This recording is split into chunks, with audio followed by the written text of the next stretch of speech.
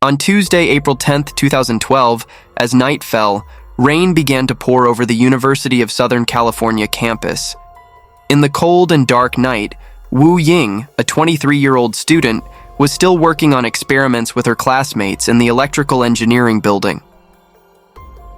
At midnight, the group decided to head home to get some rest before starting another busy day.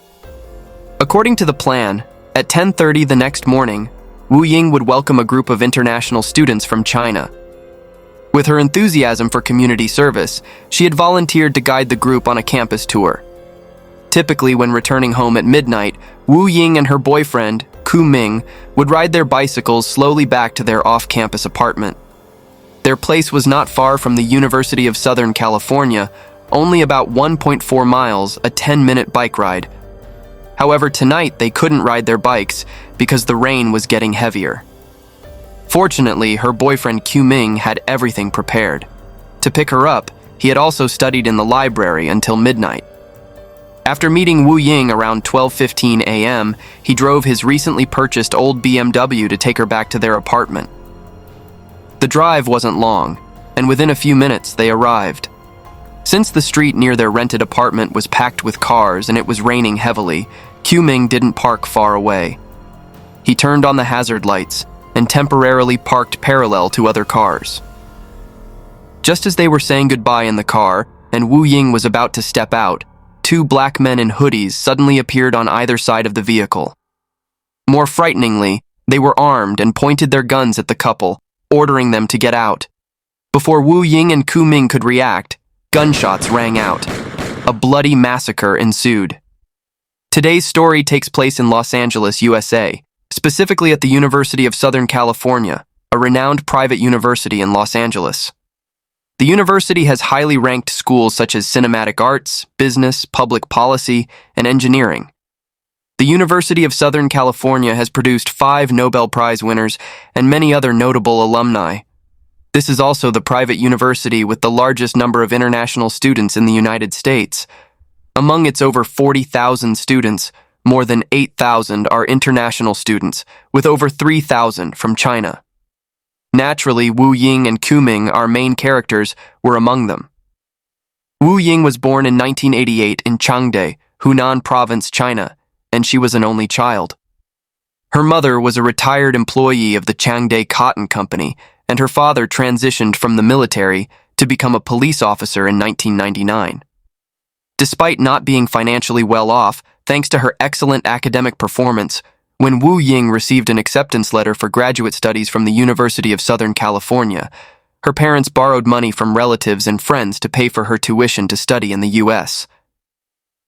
Ying's boyfriend Qu Ming was from Jilin in northeast China and was also an only child.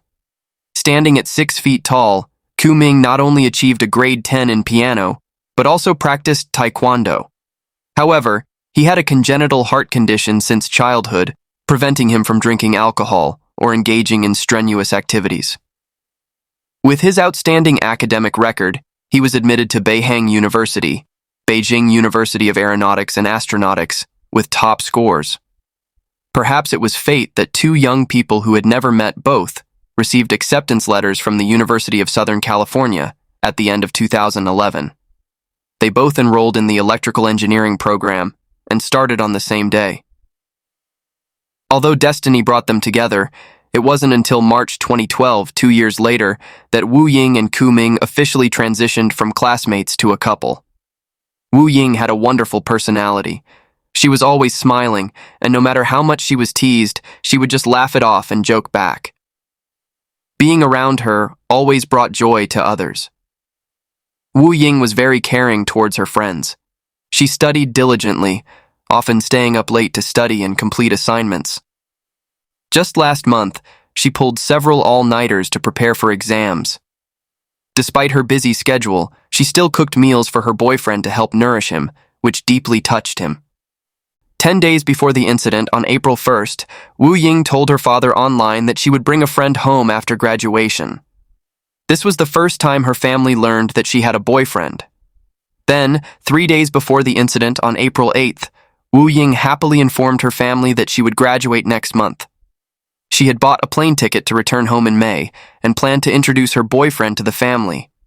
On the other side, on April 2, 2012, Qu Ming's parents were also informed by their son that he had a girlfriend. This was Qu Ming's first relationship. His parents were so overjoyed and excited that they couldn't sleep for 3 nights, eagerly anticipating meeting their future daughter-in-law. However, an unexpected tragedy shattered all the happiness of both families in an instant. At 12:55 a.m. on April 11, 2012, a resident named Giovanni, living near the University of Southern California on Raymond Avenue, called the police to report hearing several gunshots and the sound of breaking glass. Looking out the window, he saw a dark-colored BMW with its hazard lights on, parked in the middle of the street in the rain.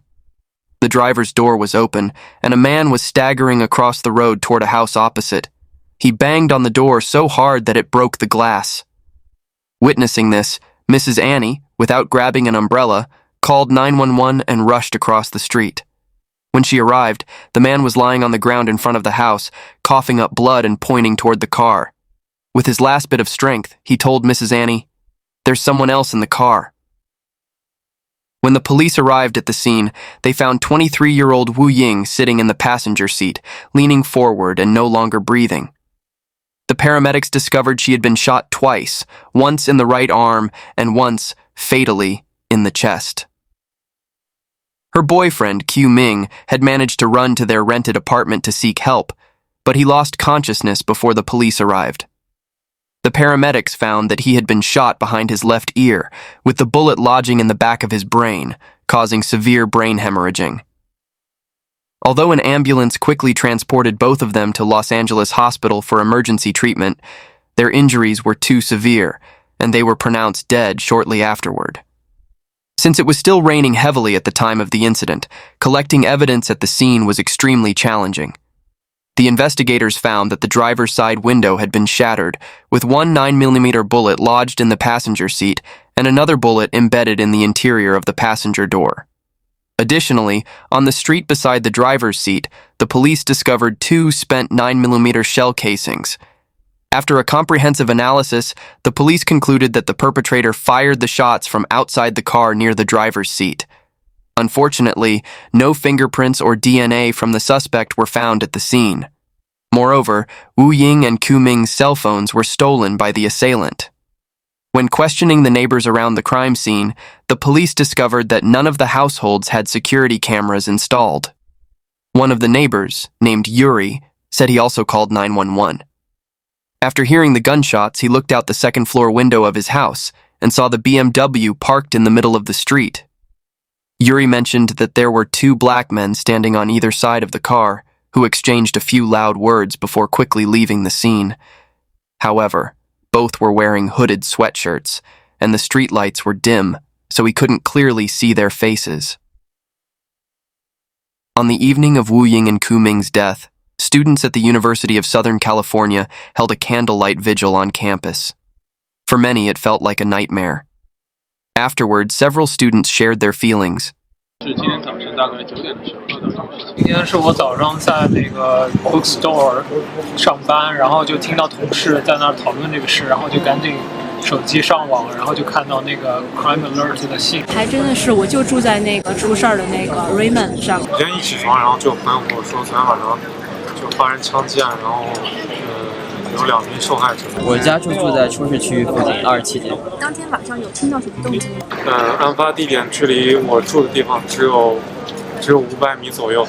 昨天晚上下雨嘛，然后声音就听不大清楚，因为我们那边基本上都没有路灯，到晚上很黑，然后学校也不负责我们那边的警卫，等于是那边就没人管的状态。昨天晚上事发的地点方圆4迈，从2007年1月1号到现在发生过510起。昨天晚上他跟我们一起做实验，我们还在互相开玩笑，在聊天。但今天因为这个周五我们的那个 project 就要结束了，我们一直在执行努力。昨天还在想今天我们要做什么，后天做什么，周五就可以 demo 了。但是昨天做完之后，今天就再也没有。是的，他经常就是晚上走得很晚，然后在图书馆会待很久，来这个房子学习。那时候也是一个学习非常努力。 2 days after the incident, on April 13th, the Los Angeles Police Department held a press conference at the crime scene under heavy rain. During the conference, the Vice Chancellor of the University of Southern California announced that the school was offering a $125,000 reward for any useful information that could lead to solving the case. At the press conference, the Deputy Chief of Police stated that they had not yet determined the gender of the perpetrator and hoped the public could provide more information. However, in reality, as early as April 11th, they had already identified a suspect. While the memorial service was taking place at the University of Southern California, the Los Angeles Police Department was extremely busy. Detective Phillips from the homicide unit received a call from the lab. The forensic expert reported that by comparing the bullets, they had determined that the bullets found at the scene matched those from 2 previous unsolved cases. The first incident occurred on December 3, 2011, when a 20-year-old student was shot at a party in South Los Angeles. The second incident happened on February 12, 2012, at the Galen Center Banquet Hall near Arena 51, close to the University of Southern California. This was a popular local venue for weddings and parties. On that day, the hall was rented for a lavish birthday party with over 100 guests, and the event lasted from the evening until midnight. Toward the end of the party, a 21-year-old named Devance and his friend Zainai Flowers were heading toward the exit. As they approached the door, they encountered a group of black individuals who had just arrived at the party, singing and clearly under the influence of alcohol or drugs. Both men and women in the group were in a heightened state of excitement, raising their hands and chanting the gang name 8 Tree. Originally, the gang was called At 3, but over time the name morphed into 8 Tree due to similar pronunciation. As this rowdy group passed by, one of them bumped into Flowers, who was about to leave. When Devance saw his friend being shoved without an apology, he started arguing with the person who had bumped into Flowers. Within seconds, the argument escalated into a physical altercation. Soon, the situation spiraled out of control, with not just the two of them fighting, but the entire group joining in. The birthday party quickly turned into a massive brawl. During the chaos, the black man pulled out a gun and fired 2 shots at Devance. One bullet hit his abdomen, and the other entered the back of his head and exited through his left eye. Miraculously, Devance retained his vision, but the abdominal wound left him paralyzed from the waist down. Although the police arrived quickly at the scene, the perpetrator had already fled, leaving behind several 9mm shell casings on the ground.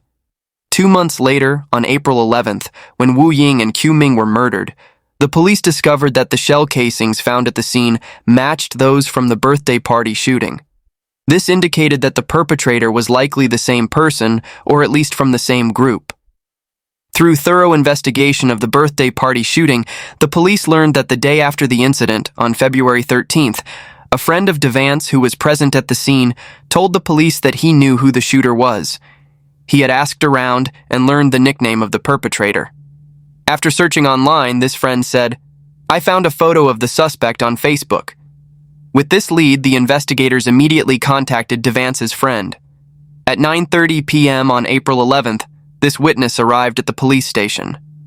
Using the station's computer, he identified one of the thugs present at the birthday party as Brian Barnes, one of the main suspects in the case. Barnes was born on May 10, 1992, making him only 20 years old at the time of the incident. Barnes was not only a notorious thug in the neighborhood, but also a young father, with his daughter having been born the same year as the incident. After confirming Barnes's involvement in the case, the police obtained a warrant to search his Facebook account at 3 p.m. on April 12th. Through a detailed investigation of Barnes's Facebook, the police discovered that his most frequent contact was Javier Bolden, born on August 29, 1992.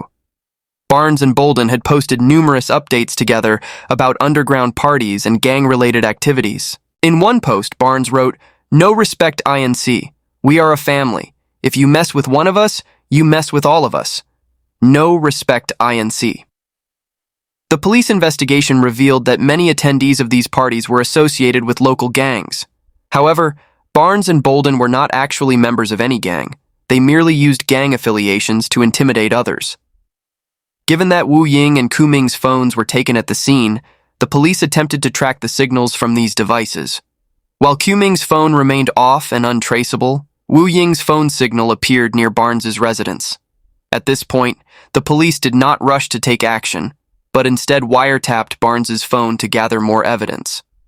Over the next month, the wiretaps provided crucial evidence. Although Barnes did not explicitly mention April 11th in his calls, he used several key phrases directly related to the case.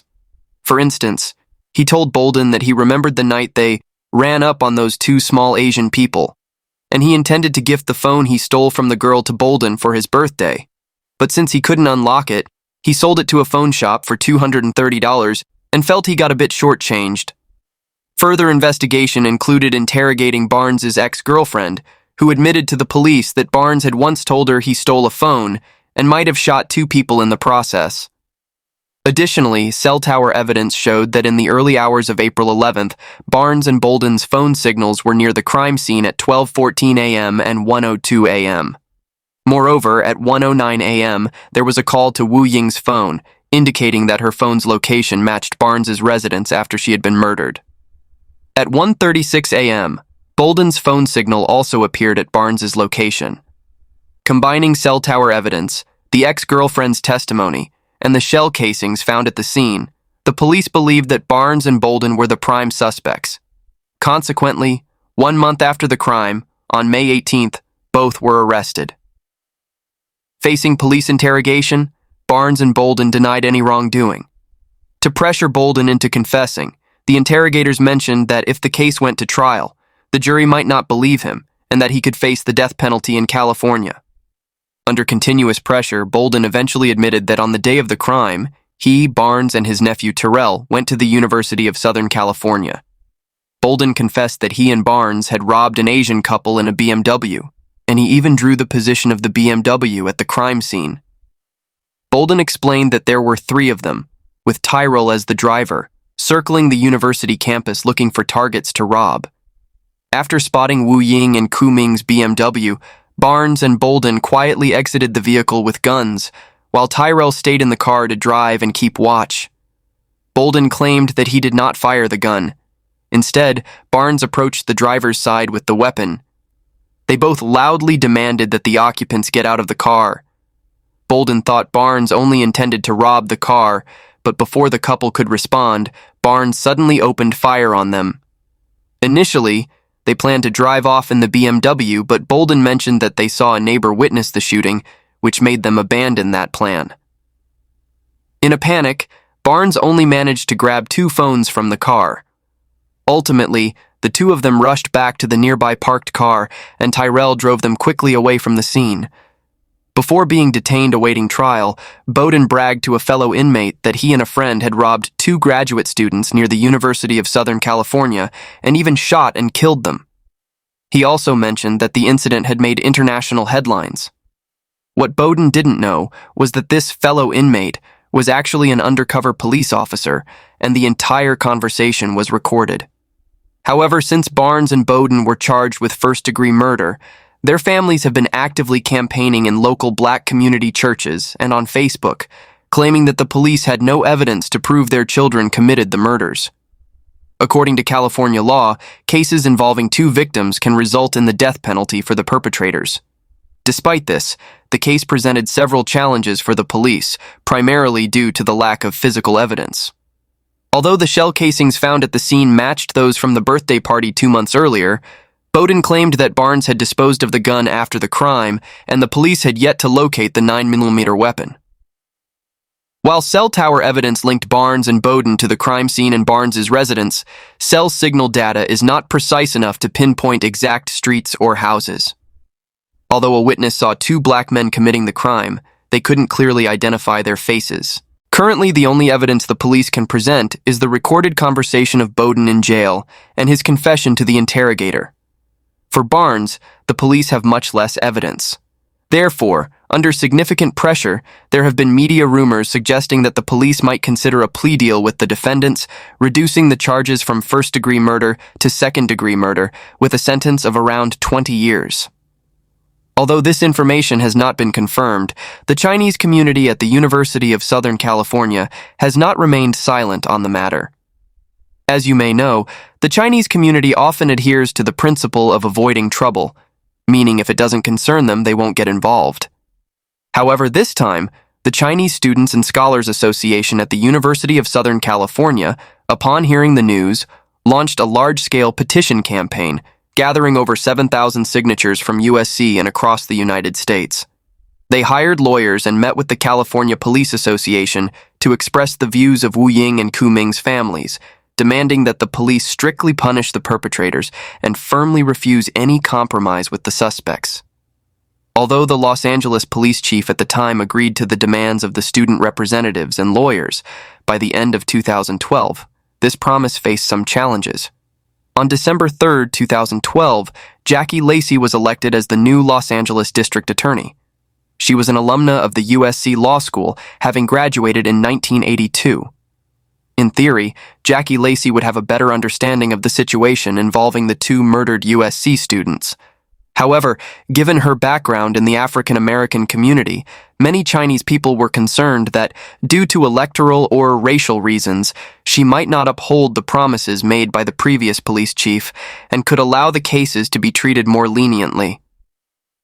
Fortunately, after meeting with Jackie Lacey, she not only agreed to uphold the previous promises, but also assigned her best prosecutors to support the case.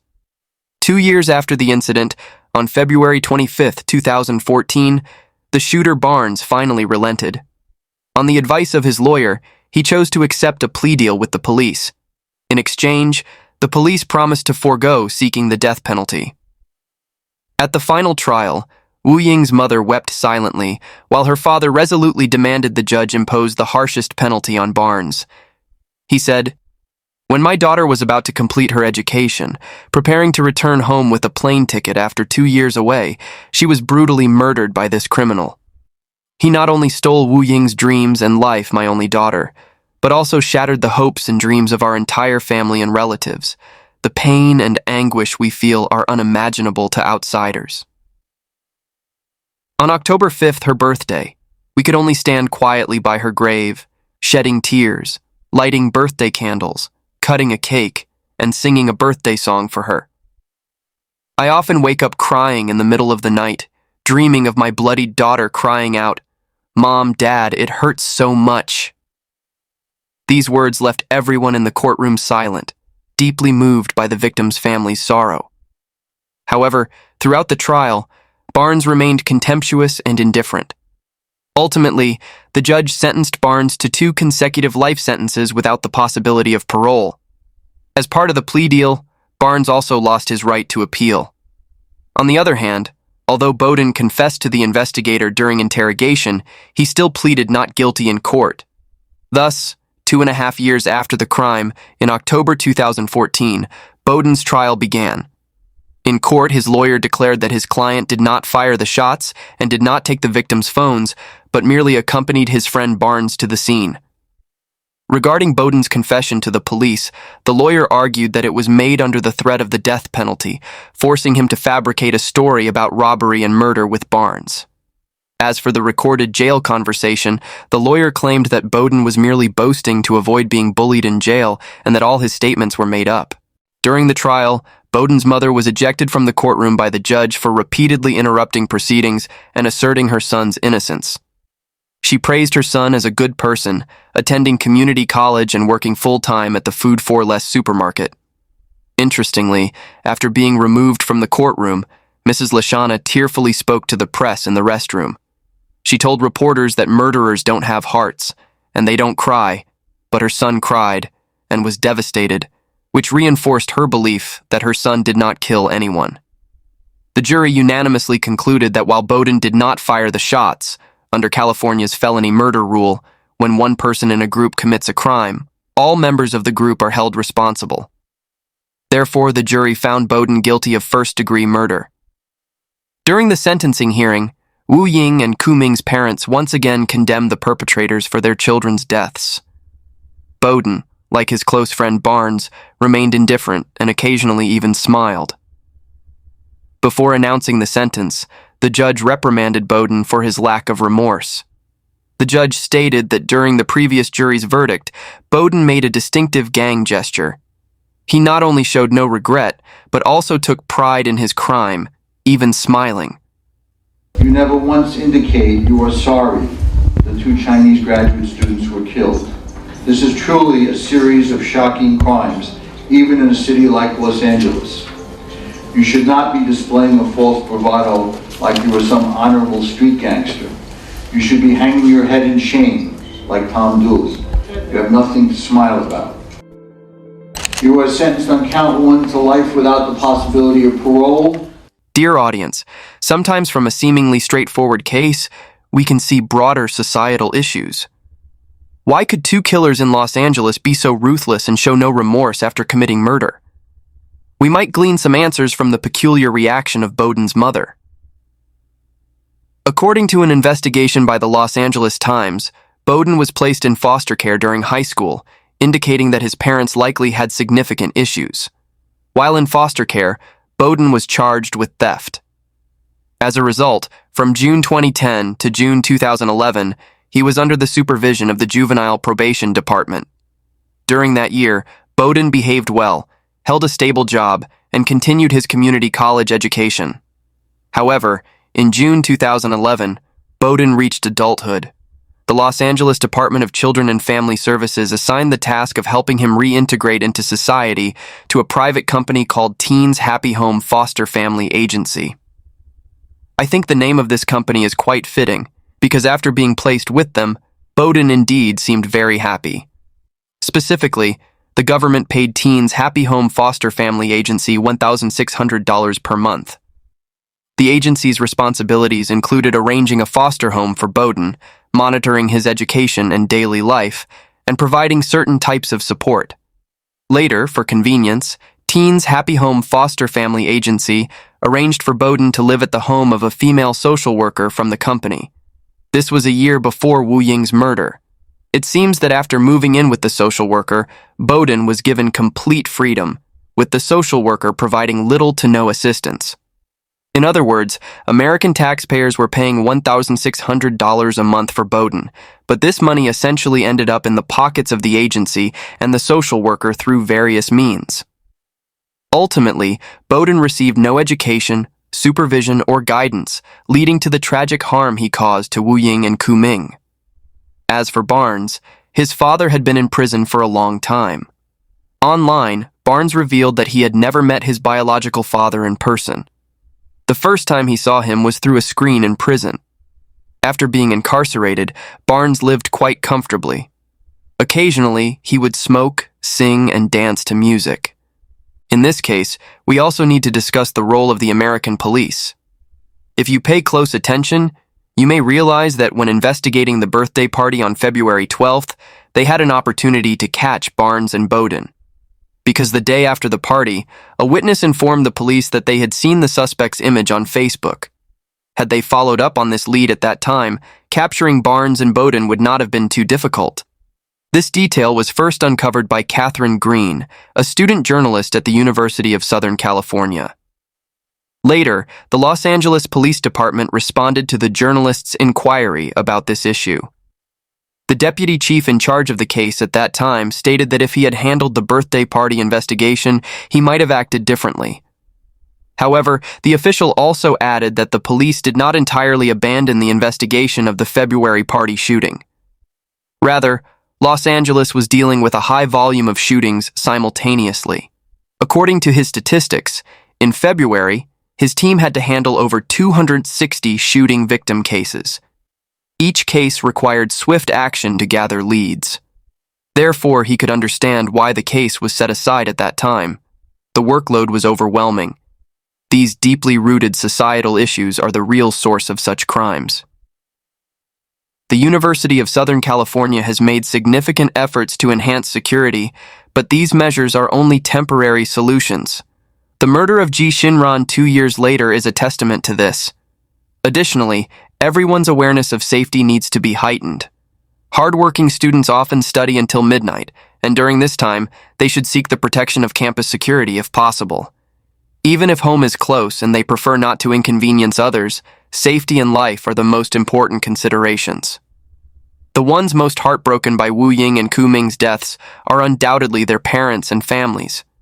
However, many media outlets in China, driven by profit, sensationalized the story with headlines featuring keywords like BMW, a man and a woman, and 1 a.m., deliberately leading readers to imply that the victims were out late partying when the incident occurred. Later, Wu Ying and Qu Ming's classmates testified that their lives in America were like those of most people, very challenging, yet they remained dedicated to their studies. A particularly poignant event occurred on the 9th day after the crime, April 20th, 2012. At the farewell ceremony for Qu Ming and Wu Ying, their parents held a wedding for their deceased children. They exchanged wedding rings for Qu Ming and Wu Ying, who lay in their coffins, hoping the young couple could be together in heaven. This is a tradition that is not uncommon in China. And that concludes the final chapter of this story. What are your thoughts on this case? Please leave a comment below to share your perspective. Don't forget to hit the like button to support our channel and subscribe so you don't miss our latest videos. Thank you and see you next time.